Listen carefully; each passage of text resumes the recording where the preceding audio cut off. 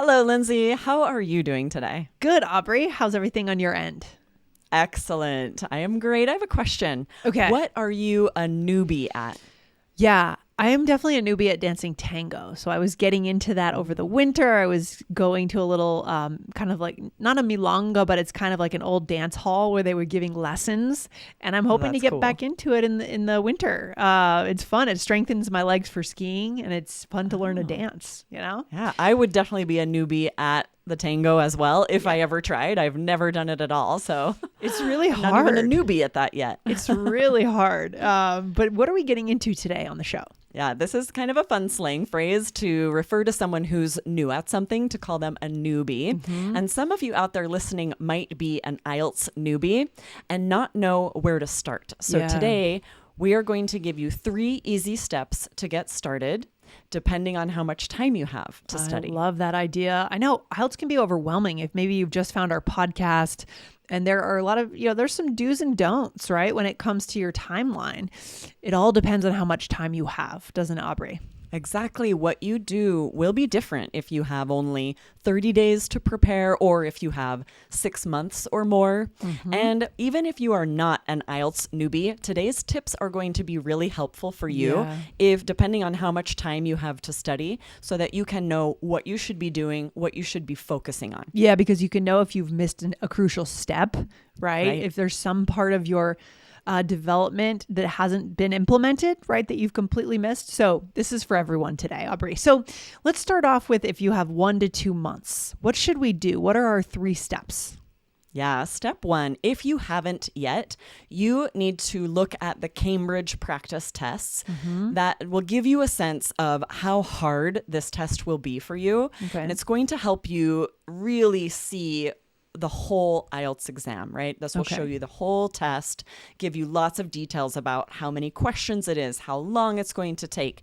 You need to be familiar with the test. And if you're just seeing chunks of answers here and there and don't really have an idea of the entire exam, you might not have any idea how difficult it's going to be. Well, it's kind of like you need to have the big picture before you start to zoom in. And this is true for anything. Any new project, we always outline the broad timeline, the broad, a new course, the broad modules we want to teach, right? This is what we would do. So Aubrey, a question. Are we saying we should take a practice test and get a full score or just look at the test?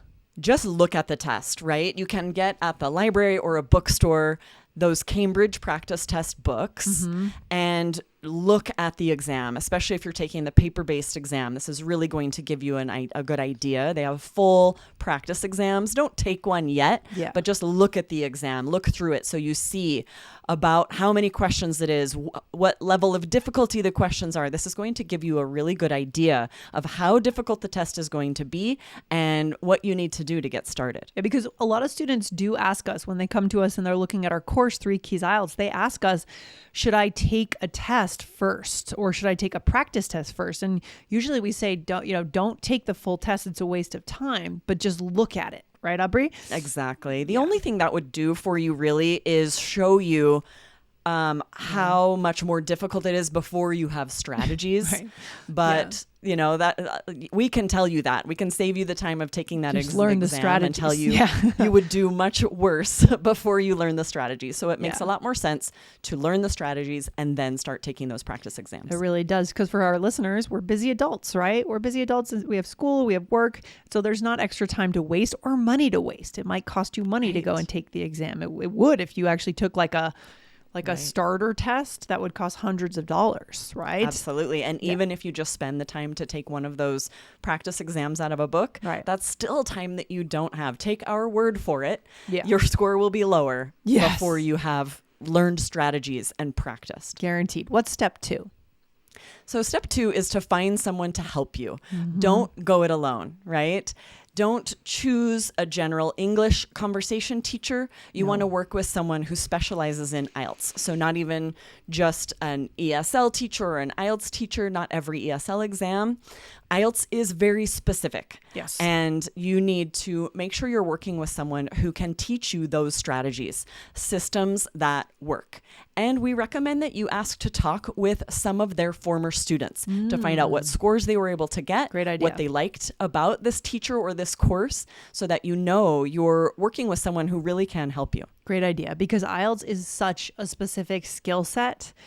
It is not the same thing as being an ESL teacher. Sometimes I take Spanish lessons and I go into these tutoring marketplaces, right, online, like italki.com, and I look around at ESL teachers, and a lot of them say they can teach IELTS, but I have a feeling very few of them can actually teach IELTS well. Sorry to say it, but you kind of need to be a specialist in IELTS. Yes, absolutely. Right. There's a lot of information that's specific to the exam. And we teach you a lot here on the podcast, but it's really not enough if you only have a month or two to study for IELTS. There are so many strategies and so much that you need to know in a very short amount of time. So you really need to find someone that can help you through that process. Yes. And of course, you always have the option to join our course, 3 Keys IELTS, where you have support of being able to get your questions answered in our community. You can be in personal coach, which lets you submit your work over to Aubrey and she'll be able to correct it for you. So there are options for support. Right, Aubrey? Absolutely. And it's vital, especially when you're limited on time. The worst thing you could do would be to try to go it alone, take the exam, you're out of time, you don't get the scores you need, start over. Get into a system of strategies now so that you can get the scores you need in 30 days or 60 days when you don't have a lot of time. Yeah, exactly. We're playing, this is again, high stakes, right? High stakes game we're playing here. So let's do it right the first time. Step 3, what is it, Aubrey? All right. Step 3, you need to be following a study plan. This is vital when you have a limited amount of time. It's amazing how you will end up spending a lot of time on one test or one activity. Suddenly 5-6 hours have passed and you realize I was not as effective with that time as I should have been. If you're following a very clear study plan, that won't happen, right? You need to make the most of every minute that you have. So good. So it's, if you have 30 days, 60 days, you need to know which days should you be spending on IELTS, how much time each day should you be spending, and then most importantly, exactly what should you be doing, right? Exactly. I mean, that's the we key. recommend that you go one section at a time. Start with listening, then reading, then writing, then speaking, and don't move on to the next exam until you have really mastered the strategies, mastered that exam. And it's not enough just to dive into those practice exams. You need to be learning the strategies for specific question sets, question types, and master each question type as you go. And study plans are also kind of curation tools because, an average ESL teacher would probably tell you to go to the back of a grammar book and learn all the grammar forms. That is the wrong thing to do. Right, Aubrey? No, yes, you don't have time for that. No. Grammar should not be your focus if you only have a month. Exactly. So a big part, so make sure that you trust the person that's creating this study. I mean, you can make it yourself, but we recommend, again, it's an extension of having help. Preferably the person who's helping you or the course that's helping you actually is providing the study plan, right? Yes, exactly. Right. Before you sign up for a course, make sure that a study plan is provided because this takes a lot of time just to create that. And you're sort of reinventing the wheel if you're trying to figure out what you should spend time on each day. So make sure that the plan you sign up for, the course you sign up for, provides a study plan for you. Yes, it's the 80-20 principle, which we love, right? Which is, what is that, Aubrey? I have a hard time articulating this, but... Right? 80% of what you spend time on should, or the opposite. 20% of the work should give you 80% of the rewards. That's it. There you go. Or 20% of your time should deliver 80% of the results. Or anyways, exactly. It's a smart strategy. So let's be smart about how we spend our time. Exactly. Okay. So it's a different game though, if we have 6 months to a year. So how would we adjust our plan if we have more time? So first of all, this first step is to not start practicing the test right away. You should be focusing more on your general English fluency, on your skills, right? You should take 3 to 4 months to improve your overall English. You can listen to the All Ears English podcast. Definitely listen to IELTS Energy here. There's a lot that you should be doing to build your fluency in English before you start worrying about test practice. Exactly. And then, step 2 is an extension of that, finding good material materials, find a good course. At All Ears English, we have a series of fluency courses, B1, B2, C1. That would be a smart thing to be working on. Absolutely. That ladder, step up the ladder, right? Mm-hmm.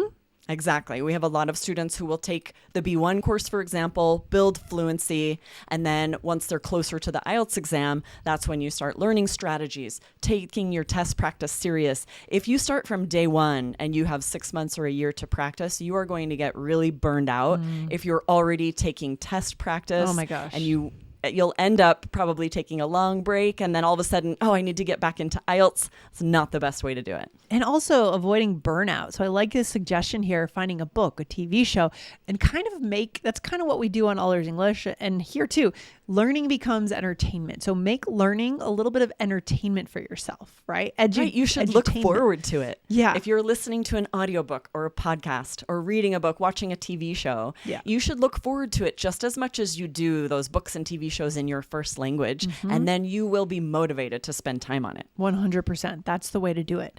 And then what, Aubrey? What's step 3?